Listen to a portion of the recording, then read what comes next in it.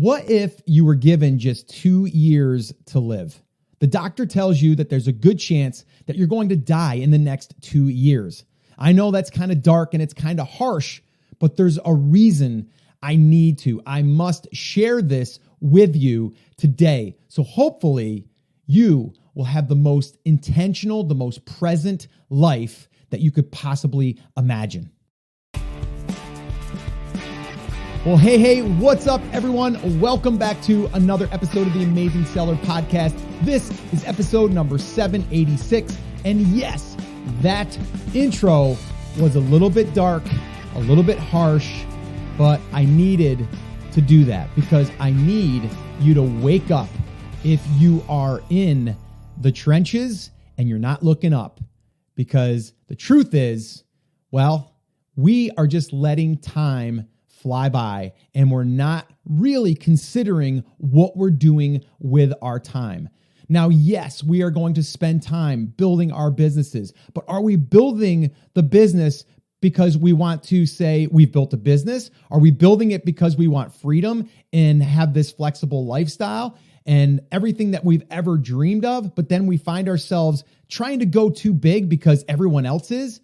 If that is the case, well, I hope that this episode will make you realize that we are so fortunate and so lucky to be able to wake up every day and have the opportunities that we have, whether that's business or whether that's connecting with people, impacting people's lives. And I really wanted to share this with you today because, number one, like I said, I wanted to kind of shake you up, but there's a personal story that I'm going to share with you that really rocked my world just a couple of weeks ago.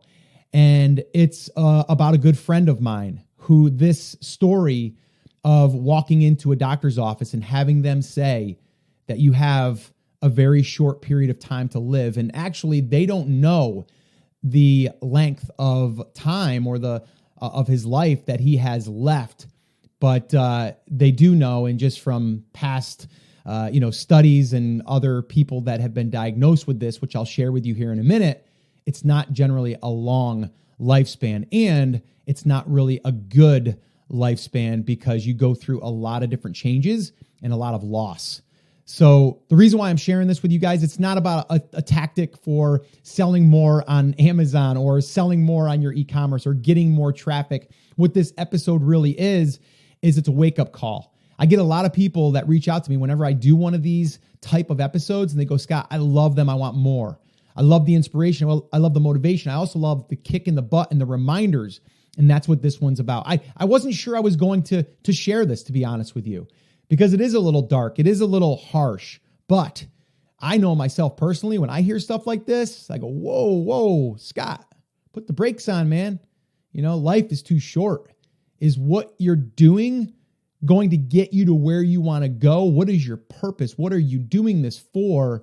And it makes you think twice about spending time on stuff that doesn't really matter, or it allows you to be more intentional and be more present, which I think we've all lost with, having social media and with having our phones and with having all of the distractions of even building a business as a distraction. We got all these different people telling us different ways that we can do it. And what I really want you to do is just focus on what is going to affect you? What is going to make you happy? What are you going to do with the time that you have here right now? And I don't want you living in fear. The last thing I want to do is live in fear myself and say, oh, well, that might happen to me. It could. Anything can happen to any of us, but we can do our best to treat our bodies better. We can, do things to help us as far as, living a better life with our family and with friends and with maybe business colleagues or the people that we surround ourselves with. So that's really what this episode is about. And I don't have like a huge outline here for you to go through, but it is going to be some of my thoughts. And I'm going to just dig right in. Now, I've had some experience with losing people in my life. If you've read my book, The Take Action Effect, that one there in the book, one of the big losses I had in my life was really early on, and it taught me how precious life was or is with my mother. My mother passed at 50 years old. And basically, and not to sugarcoat it, she dropped dead. She literally was, she didn't drop, but she actually was sleeping and never woke up, which was a great way to go if you want to look at the positive side of things. I mean, it's better than going through a drawn out, a cancer or anything like that. My wife's father passed away of cancer at 56, and he passed away, and it was, very long and drawn out and painful. And it's just terrible to watch someone kind of wither away.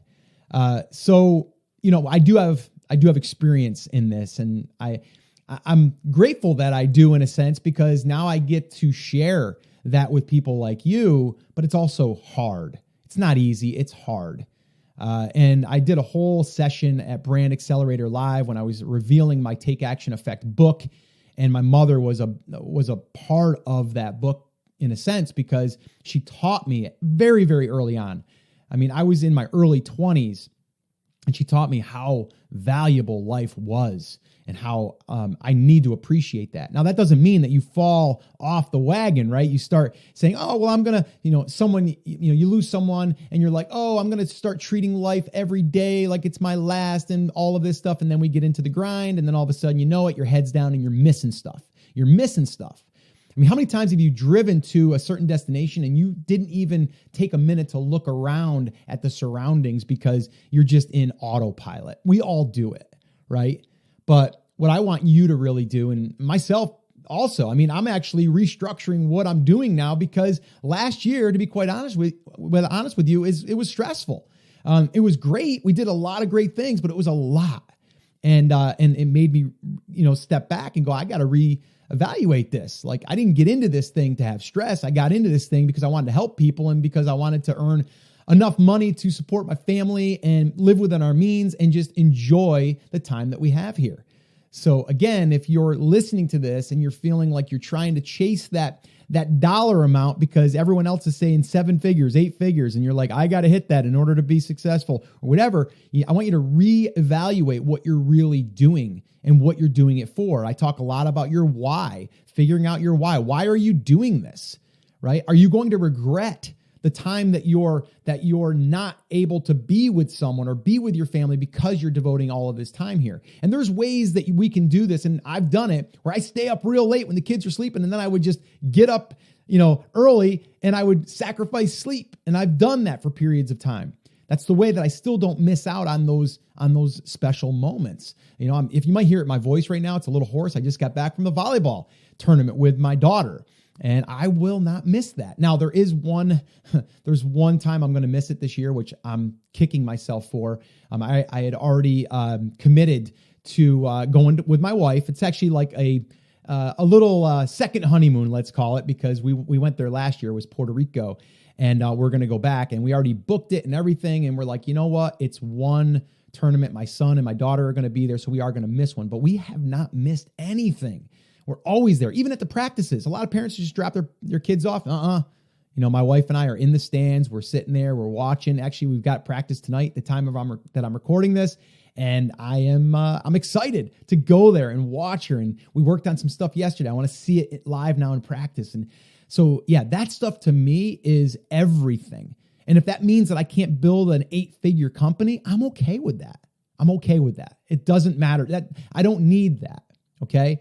Now, I'm not going to lie. I mean, it has entered my mind at times when you start seeing like some of the other people in the industry and what they're bragging about and what they're saying. I'm like, well, I could do that. And then I'm like, yeah, but what's it going to take to do that? It's going to take a bigger team. It's going to take more time and resources on me. It's going to take more stress.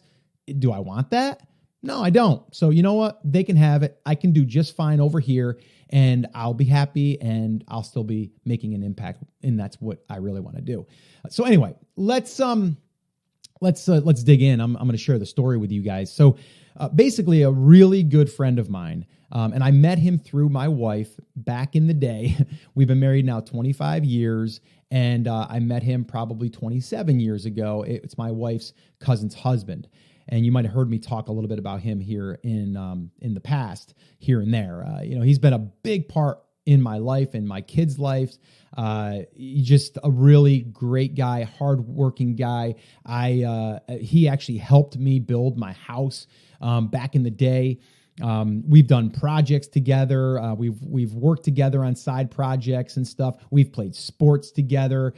We've just had picnics and parties, and just one of those people in my life that I, in my head, said, you know what, we're going to be buddies till the day we die, which will be when we're old, right? Like when we're 100 years old. I'm going to live till 100. So that was it, right? Like I'm like, this is the guy. He's like a brother from another mother. And so we had them visit about a month and a half ago, and he was complaining about just some numbness in his thumb or some twitching. He didn't have really his same grip that he had in the past, and he was just noticing that. And he thought maybe it had something to do with what he does at work. He carries a backpack a lot of times. Pretty heavy, about 50 pounds on his back. And so they started doing some research, thought maybe it might be Lyme disease. It might be some of these other things that could affect your nervous system and just give you like different problems with nerves and stuff like that. So they were going through a whole bunch of testing and stuff. And then they thought maybe it's his diet too, because he's a little, I don't want to say, well, for him, he's overweight. He should be about 180 pounds. He was about probably 215, 220. And so, a little bit, but he figured he'd get his diet in check, which was great because I'm all about, trying to keep healthy on the inside as well. And so, they were here and everything was, fine, but we were talking about that. And he was just like, yeah, I've been doing some research, and it's, there's this backpackers, what was it? It's kind of like I guess a syndrome that you can get, or a lot of the people in the military, a lot of the soldiers that carry heavy backpacks get this. It's a syndrome, I guess, is what you would, get from carrying around these heavy backpacks, and it pinches your nerve up in your neck. And then that controls obviously your grip and your legs and certain things. And so they were thinking maybe that was it. They were actually hoping that was it. And, the other thing that they were considering is possibly ALS. And, maybe it was Lou Gehrig's disease as it's known. And they're like, man, I really hope not. So let's try to, figure out all the other things. But, a lot of the signs and a lot of the symptoms, they are, aligned with that. But there's also a lot of other things it could be that are similar symptoms. And so, anyway, so they had to wait I think it was like at least a month and a half. They were here about a month and a half, 2 months ago, and they just went in and finally got to the neuro doctor. I'm not sure what the actual name of the doctor is, but it's where they actually specialize in the nervous system and kind of all of that stuff. And it's also where they can weigh out certain things to say it's not, ALS or Lou Gehrig's disease. And so anyway, they ended up going there, and we knew that they were going there. They were going to keep us posted. And it was a long day for us because, we're just kind of waiting, and I'm thinking positive. I'm like, it's going to be something that's going to be curable, or at least it's going to be something that is going to be, you're going to be able to live with. And, to say that we were disappointed is an understatement, because it was confirmed that he was diagnosed with Lou Gehrig's disease, ALS. And it hit us. It hit us pretty hard. All of us. And I'm actually breaking up right now because such a great person, great guy. And I just can't imagine living without, this person in your life. And it made me, number one, want to figure out what we can do to help, like everyone does, right? Like when you're diagnosed with something, the first thing you're going to do is you're like, we're going to beat this thing, which we are, right? Like it's all about that. I think positive energy goes a long way.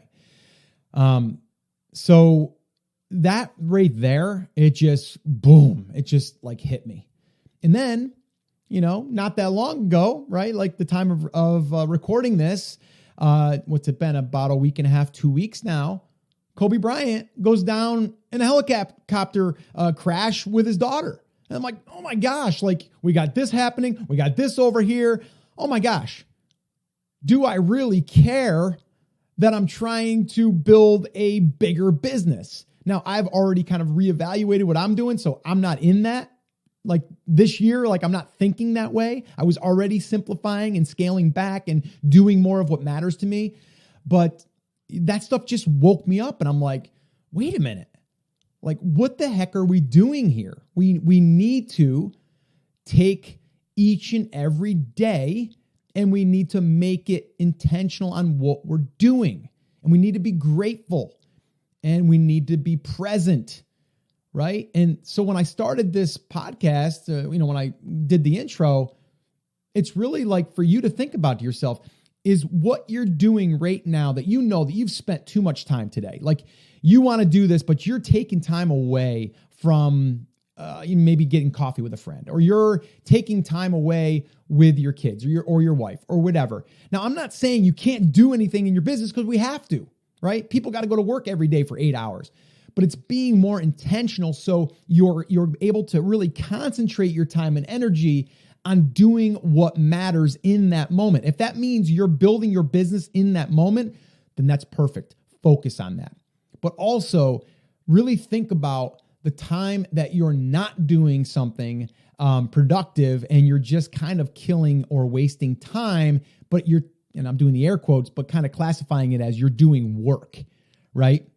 We've all done that, right? It's like, well, I'm on Facebook kind of browsing around and stuff. And this is going to help me because I'm going to learn more about my market. And then you go down a little rabbit hole where you start watching, a video on America's Got Talent or something, right? Like we've all done it, right?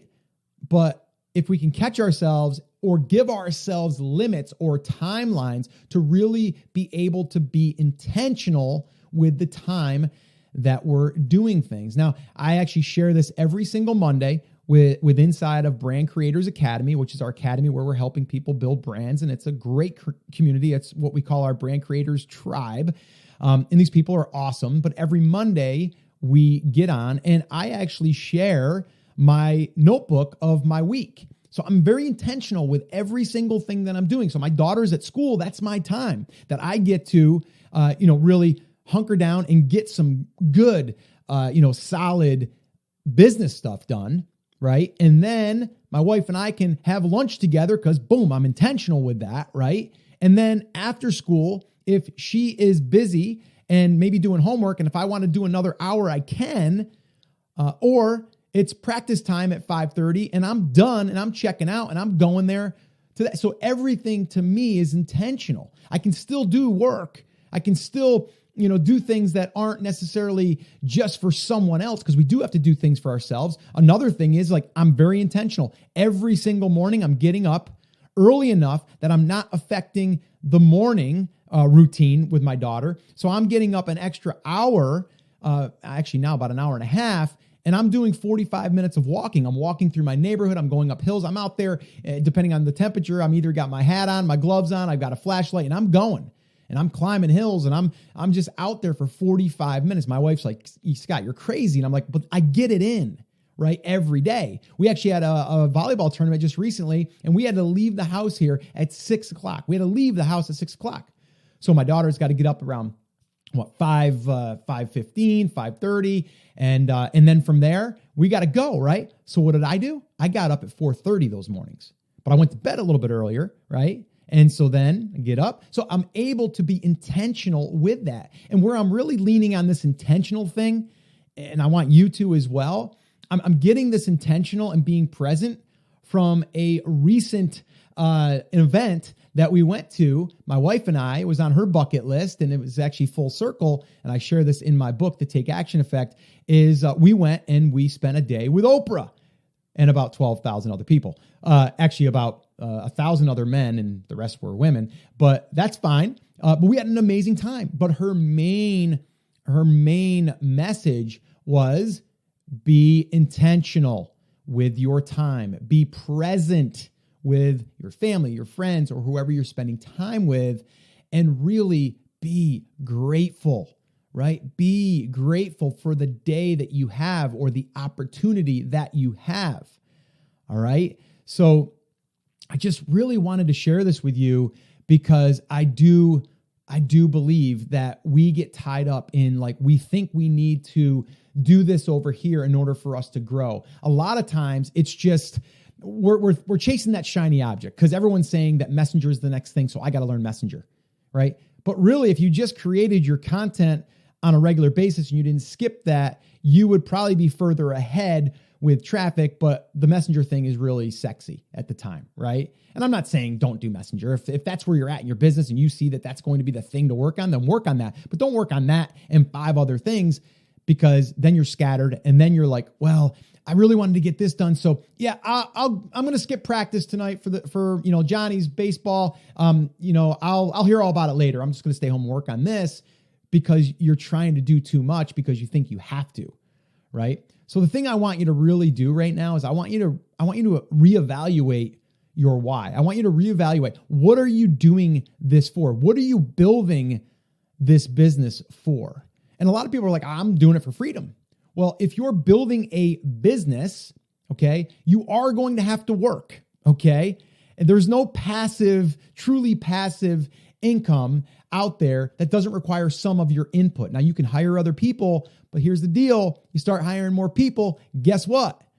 More responsibility, more money that the business has got to generate. So you got to think about that.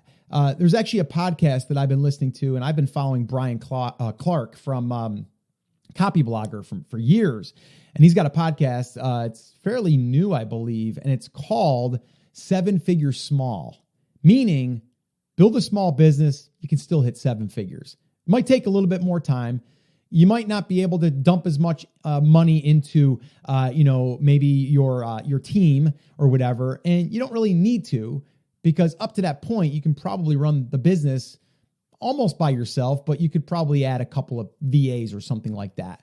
But I really love that message, because everyone thinks the answer to success is scale, right? Like my good friend, Greg Mercer, Jungle Scout, he's got a company right now that started with just him and his wife. And now they have over 100, and I think the last I checked, 125 employees for Jungle Scout, right? They've got a whole bunch of things that now it's turned into. It wasn't like that years ago. Now for him, that might be good for him. For me, not interested. Okay? Because again, if I got that message from the doctor that said, we're giving you just 2 years to live, would the time and the stress that I would undertake. Now, some people are built for that. I'm not. So if that was the case, and I'm like, man, I was chasing this thing, and then when I get there, what is the reward? Just that I have more money to put into the bank, or to maybe buy one more property? Or is it okay at the pace that I'm going, and instead of buying 2 properties, I only buy 1, right? Like, so those are the things that I'm considering and that I'm thinking. And I'm not saying there's a right or a wrong, right? All I'm saying is be aware, okay? This life that you're living, there is a timeline, okay? And everyone's timeline is going to be different. Kobe, his timeline was shorter than that was expected. And it's tragic and it sucks. And it really took my wife and my family, it took us back. We're like, oh my gosh, like I felt like literally someone in my family died. It was terrible. What a great guy, a great, person, and things that he had planned to do. And he was going to an event with his daughter. He was going to to a tournament. So he wasn't playing ball anymore. Now he was watching his daughter, who was, I think, in 8th grade, right? Like that stuff really hit home to me. Okay. So again, I just wanted to share this with you. I wanted you to kind of reevaluate where you're at. I wanted to kind of wake you up, just like I would if you were a buddy of mine or a friend of mine that I live next to. I'd be sharing these same thoughts with you because I care about you, and I care about you really seeing your own vision and being able to say, it's okay that I'm not comparing myself to the 7-figure or 8-figure business, because quite honestly, the 7 and 8-figure businesses that you're hearing about, the profit isn't necessarily as impressive as saying that I did 7 or 8 figures. I know a lot of 7 and 8 figure businesses that are lucky to make $150,000 a year. And that's even rare. A lot of times they're waiting to build that up so they can sell the business, and that's when they'll make their money. So again, this isn't to say there's a right or a wrong. It's to say this: there's life, and there's death, right? And right now, if you're listening to this, you're living. So take the opportunity to really embrace the life that you've been given and really be intentional with your time and figure out what it is that you want, and then figure out that number. Maybe, like I said, if it's that freedom thing that we all want, what's the number for you to be free, right? From being able to go to work. And also ask yourself, do you want to be free to the point where you're not doing anything? Or do you want to be free where you can choose what you do and work on certain projects? Like right now, Brand Creators Academy, I love it. It's not like work to me, right? We're building a brand in there. As an example, it's fun for me to play in the building a brand from something or from nothing to something. I just enjoy it. So that's like, if I ever retire, which people, they always kill me. They're like, so what are you going to do when you retire? I'm like, I'm doing it. Like, I love this. Right now, will I say that last year I took on a lot? Yeah, I took on a ton, right? I was, still selling our digital course, Ecom Business Formula, which we actually stopped selling. And it wasn't that it's not a great product, because it is. I just didn't want to continually have to promote that thing and get people interested and do all of that stuff. I would rather connect with people on a regular basis. So I said, okay, well, wait a minute here. We're doing Brand Accelerator Live. That's a live event. Another big thing that we did. But I found out that I loved that. I loved meeting with the people. I loved hanging out. I loved learning together. I loved seeing people come together that I was able to help come together. So that's something that I enjoyed, but it was still stressful. Okay. But I was able to get through it and I learned from it. And now I'm going to still do it, but on my own terms. The same thing. We did we did the book. We did the Take Action Effect book, another massive thing for me, right? Did that. Which was great and it's done, but it was a lot. So I'm not saying I wouldn't do any of those things again. It's just I would probably not do them all at once. Did an Airbnb. We did the lake house, right? We did the lake house, and which has been great, by the way. I should probably do an update on that because that's been a great decision. But it was stressful. It was stressful, and while we're doing that, we're planning an event. And while we're planning an event, we're writing the book. And while we're writing the book, we're reconfiguring what we're going to do. Are we going to do Ecom Business Formula, or are we going to kind of like put that product on the shelf and not promote it anymore? And then are we going to do Brand Creators Academy? Wasn't even thought of until after we did Brand Accelerator Live, because I seen how much I wanted to connect with those people on a regular basis. And that's where we came up with doing that monthly, which, by the way, if you're listening to this, it isn't open right now. We're actually only opening it probably 3 or 4 times a year. And the other reason for that too is because I don't have to worry about promoting it right all the time. I just promote it 3 or 4 times a year and I'm done. That way there, I can just focus on helping people with the free content, with the podcast and stuff like that. Which, by the way, April 6th is when we're going to be opening again. Just a little side note there for you if you're interested. But, so everything I did last year, I wouldn't change it, but I did learn from it. I did learn that, wait a minute, that's a lot. I don't need to do all that.